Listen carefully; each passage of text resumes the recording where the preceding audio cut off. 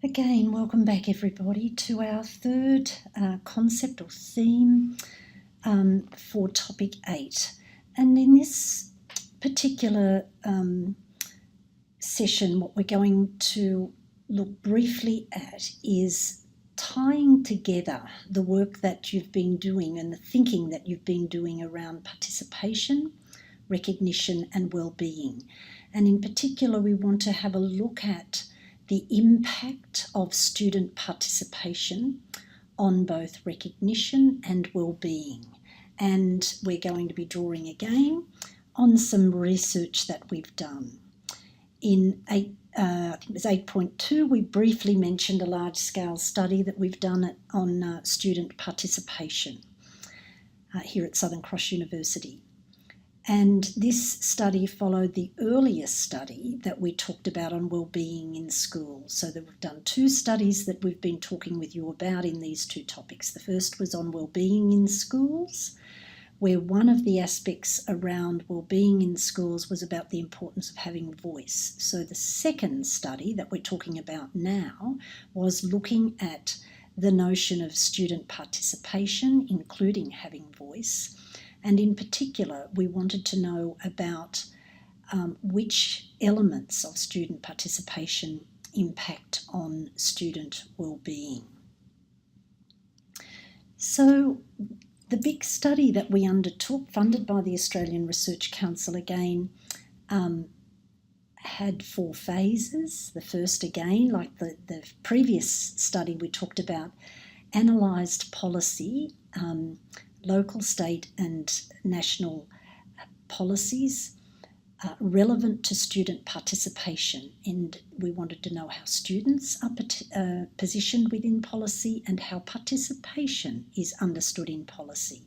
The second phase, we undertook focus group with students, less than in the last one, but nevertheless we spoke with about 177 students, and we interviewed 32 school staff and 9 policymakers.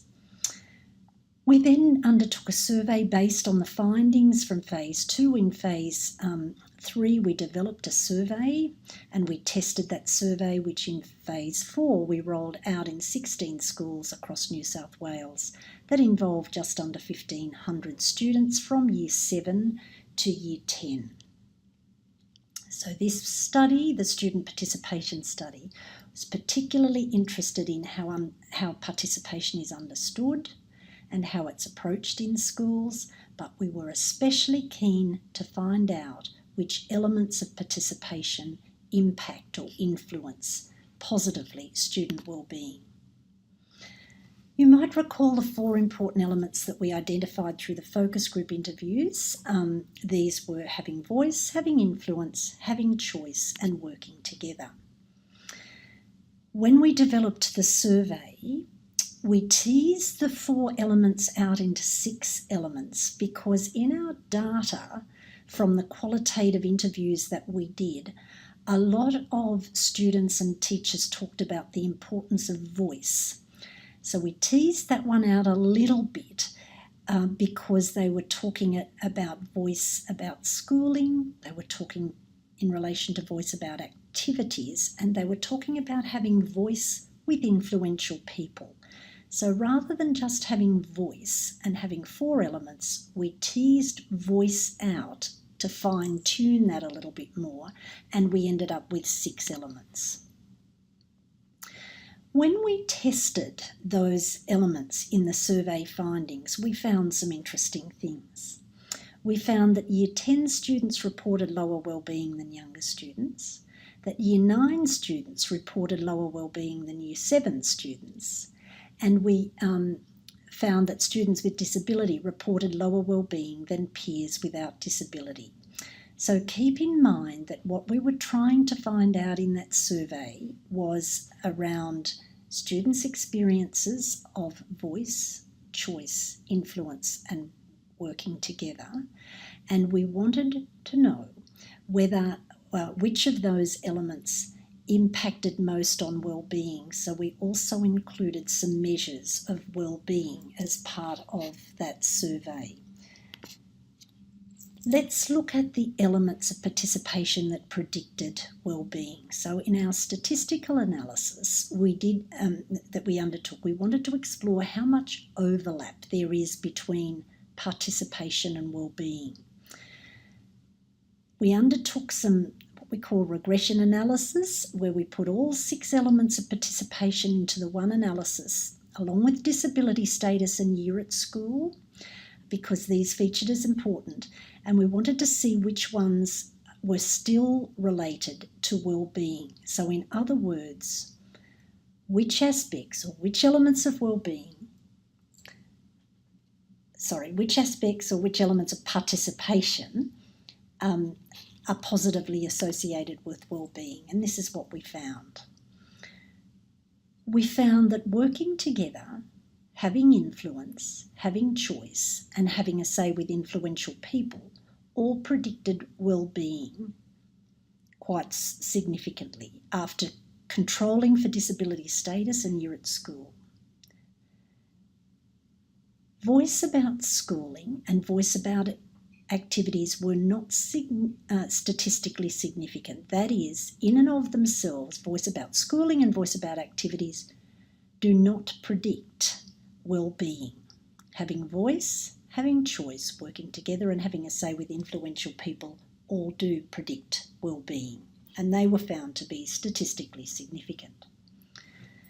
If you look closely at the results there, what you'll see is that it's working together, that is good relationships, having influence and choice that matters most for improving student well-being.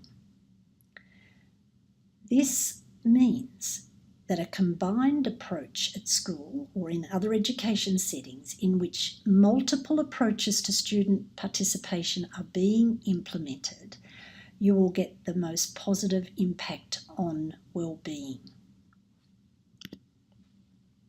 How does that work? Why does participation impact on well-being? Well, students who experienced more opportunities for meaningful participation, so those students on their survey, when they filled out the survey at school, where they reported that they had more opportunities for meaningful participation, they also reported receiving more recognition from others and giving more recognition to others. Interestingly, students who experienced more recognition, that is, they rated more highly their experience of recognition at school, also reported greater well-being. And these results were the same regardless of gender, of cultural background, of disability, and of year or of year group. So they weren't particular to any one sample of students. These results were the same across the board. Here's another way for looking at what that means. What this is telling us when we ran all the different models, all the different kinds of analyses that can be run, it's telling us that participation and recognition and well-being are inextricably linked. So in other words, if schools are working on improving participation, meaningful participation, working together, having voice with influential people, having choice and having influence, if they're participating, schools are improving those ways of participating, students will feel or experience more recognition and their well-being will be positively impacted. If in fact we're working on well-being in the schools and the initiatives that we're using, the programs that we're using to improve well-being, for example, provide opportunities for meaningful participation, then students will experience more or higher levels of recognition. So those findings tell us something really important around student participation. What this telling us is that student participation is not about particular initiatives or programs. It's not about whether you have an SRC or you don't have an SRC. But rather, student participation is about a way of life in schools that offers every student the opportunity to experience being cared for, respected, and valued. So, in this way, the results focus our attention on the purpose, that is, why we do what we do at schools, in schools, not only on what we do. That is, it's not relevant whether we have an SRC or we don't have an SRC. It's about whether that SRC, the way that that's run at school, it's about whether the particular approach to pedagogy in classrooms, it's about whether the particular approach to assessment in classrooms, a particular approach to policy development about bullying, it's about whether or not the process creates the conditions for recognition to occur. Does participation and the ways we promote participation at school create conditions for recognition to occur? Because now we know from those results that if that is the case, then it will have a positive impact on well-being. So if we don't have a focus on school culture, that is the culture of the schools being about places where people feel recognised, students and teachers, the impact of what we do in terms of both student participation and well-being is likely to be diminished. So actually just bringing in new initiatives is not going to be about around student participation or student well-being is not going to be sufficient. What we need are the conditions for recognition to occur, which we've been learning over these couple of topics, occur in the everyday routine experiences of students and teachers at school where they feel cared for, valued and respected. The key message then is opportunities, just to recap, opportunities for meaningful student participation, voice, choice, influence and working together across all aspects of school life provide the optimum environment for recognition to occur and for student well-being to improve.